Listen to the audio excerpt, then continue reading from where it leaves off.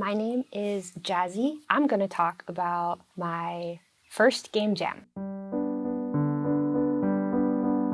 So I recently joined the Brackeys Discord server. They were coincidentally having their annual game jam. I've never completed a game. I was like, this is the chance. The voting for the theme started about a week before the actual game jam was gonna happen. This year's was, It Is Not Real.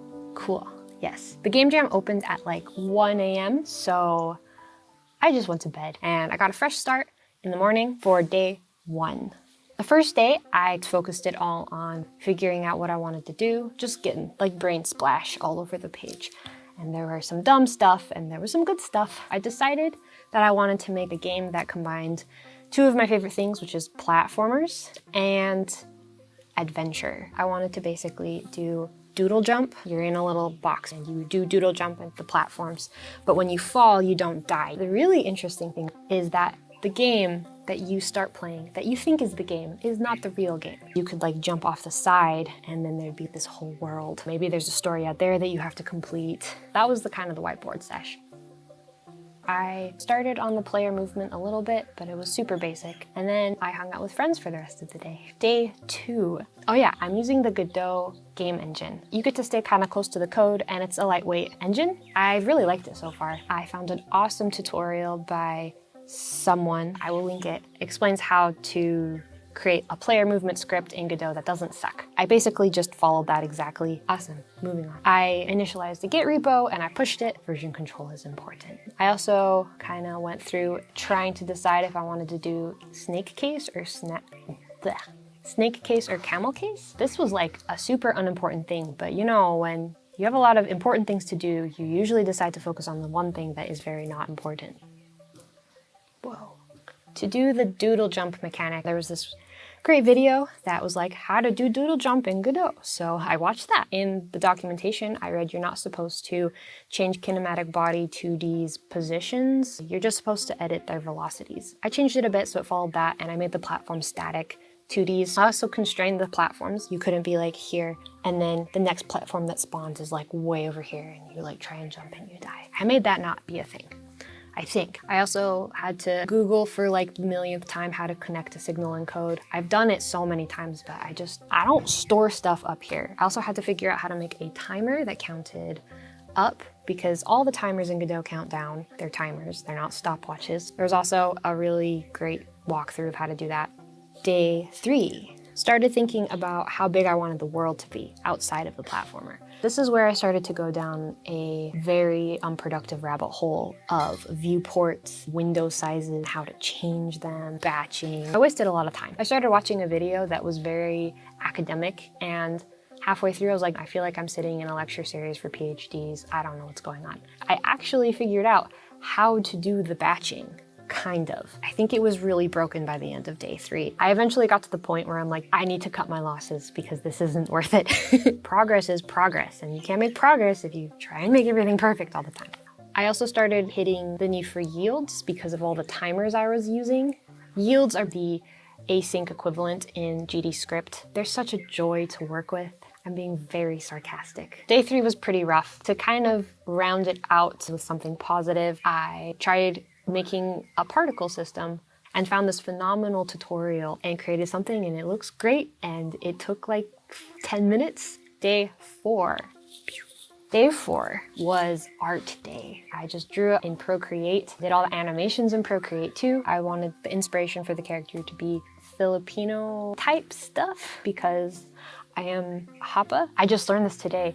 Jalapeno, which is Haole and Filipino together. So I used Pinterest to find some inspiration for outfits. I love the big hats. I also really love the symbols that Filipino tattoos have, so I wanted to put that in the art in some places. It was fun. It was a nice day. Oh, I added a dog. It's not a real dog, but in the map, there's a dog in the Filipino symbol for guidance. It felt kind of special. Yes. No one's ever gonna know that. I plugged the animations and the art into the game. That was when I was like, whoa, okay, this is a for real game. Day 5.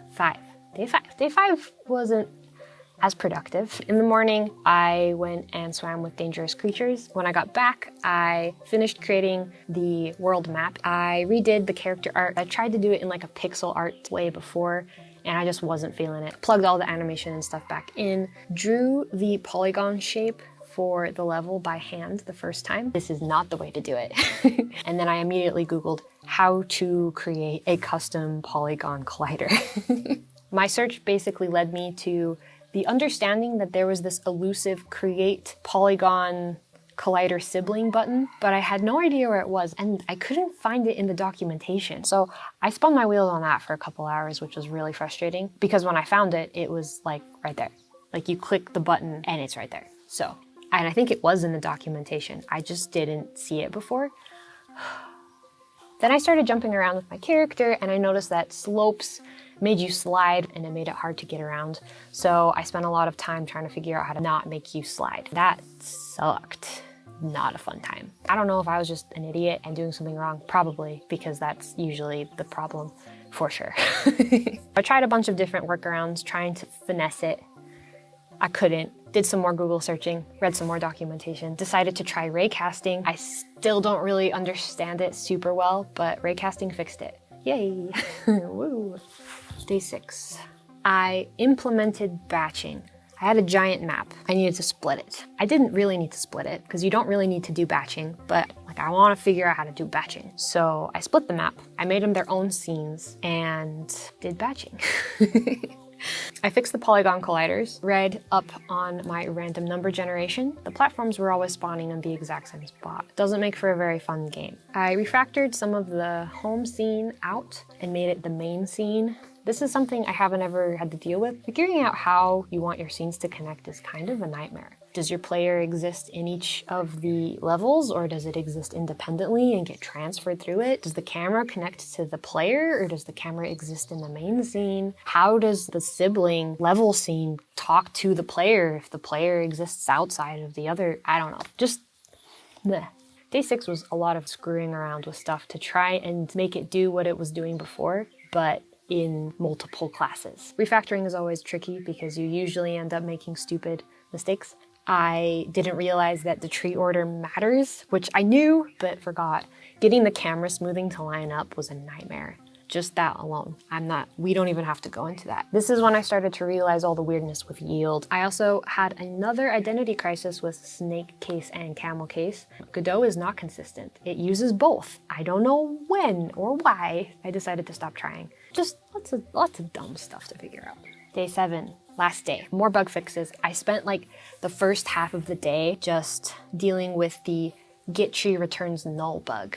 It was so frustrating. I went through so many Google searches and didn't find any answers. Decided to try moving the HUD object to the top of my tree because, you know, tree order, I'm like, maybe. And it magically fixed all my problems. I was very angry, but I was also happy because I could move on with my life. I kind of lost track of what was happening after that point. It all became a blur of bug fixes, adding art certain places and adding colliders and making the story coherent, adding commentary in different places, making the game fade out when I wanted it to, making the menu scene, just lots of little things. I put my headphones in and blocked out everything else. Oh, I added music. I just Googled really quick, like free music for games. And this Wix article came up. I went to Dig, CC Mixter, and I just looked at their free songs for games. I don't know how I got so lucky. People had free music that fit the vibe perfectly for what I was going for. I just used that and looped it and it was wonderful. So that was my experience creating a game for the Brackeys Game Jam. I was a little nervous that people wouldn't be able to find the hidden world, and I think that the majority of people haven't. I'm kind of sad about because that's the coolest part of the game. But some people found it. One person for sure found it. I am so jazzed. Game jams are fun. You should try one too. Okay, I think I've said everything I want to say. Thanks for watching. Sincerely, a kook.